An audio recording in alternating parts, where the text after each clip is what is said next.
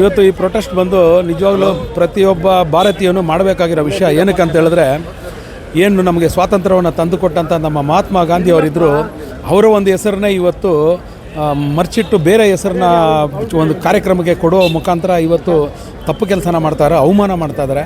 ಇದ್ರ ವಿರುದ್ಧ ಇವತ್ತು ಕಾಂಗ್ರೆಸ್ ಪಕ್ಷ ಧ್ವನಿ ಎತ್ತಾ ಇದೆ. ನೀವೇನಾದರೂ ಕಾರ್ಯಕ್ರಮ ಕೊಡೋಂಗಿದ್ರೆ ಹೊಸ ಕಾರ್ಯಕ್ರಮ ಕೊಡಿ, ಹೊಸ ಹೆಸರಿಡಿ, ನಮಗೇನು ಅಭ್ಯಂತರ ಇಲ್ಲ.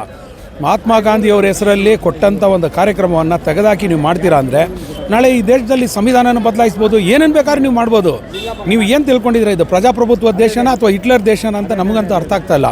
ದಯಮಾಡಿ ಈ ಕೂಡಲೇ ಈ ಎಲ್ಲ ನಿಮ್ಮ ಕೆಟ್ಟ ಕೃತ್ಯಗಳನ್ನೆಲ್ಲ ನೀವು ದೂರ ಇಟ್ಟು, ನೀವು ಏನು ಈ ದೇಶದಲ್ಲಿ ಬಂದಿದ್ದೀರಾ, ಯಾತಕ್ಕೋಸ್ಕರ ಜನ ನಿಮಗೆ ಮತ ಚಲಾಯಿಸಿದರೆ ಅದನ್ನು ಅರ್ಥ ಮಾಡಿಕೊಂಡು ಆ ಕೆಲಸನ ಮಾಡೋಕ್ಕೆ ಹೋಗಿ. ಅದನ್ನು ಬಿಟ್ಬಿಟ್ಟು ದ್ವೇಷದ ರಾಜಕಾರಣ ಮಾಡ್ತಾ ಅದು ಹೋಗುವಾಗ ಯಾರು ನಮ್ಮ ಮೇಲೆ ದ್ವೇಷದ ರಾಜಕಾರಣ ಮಾಡಿರಿ ಬೇಡ ಅಂತ ಹೇಳಲ್ಲ. ನಾವು ಅದನ್ನು ಎದುರಿಸ್ತೀವಿ. ಹೋಗಿ ಮಹಾತ್ಮ ಗಾಂಧಿಯವರು ಅವ್ರು ಯಾವುದೇ ಪಕ್ಷಕ್ಕೆ ಸೀಮಿತ ಇರಲಿಲ್ಲ. ಅವರು ಇಡೀ ದೇಶದ ಸ್ವಾತಂತ್ರ್ಯ ಹೋರಾಟದಲ್ಲಿ ಮುಂಚೂಣಿಯಲ್ಲಿ ಅವರು ಬಾಬಾ ಸಾಹೇಬ್ ಅಂಬೇಡ್ಕರ್ ಅವರು ತೊಡಗಿಸ್ಕೊಂಡವರು.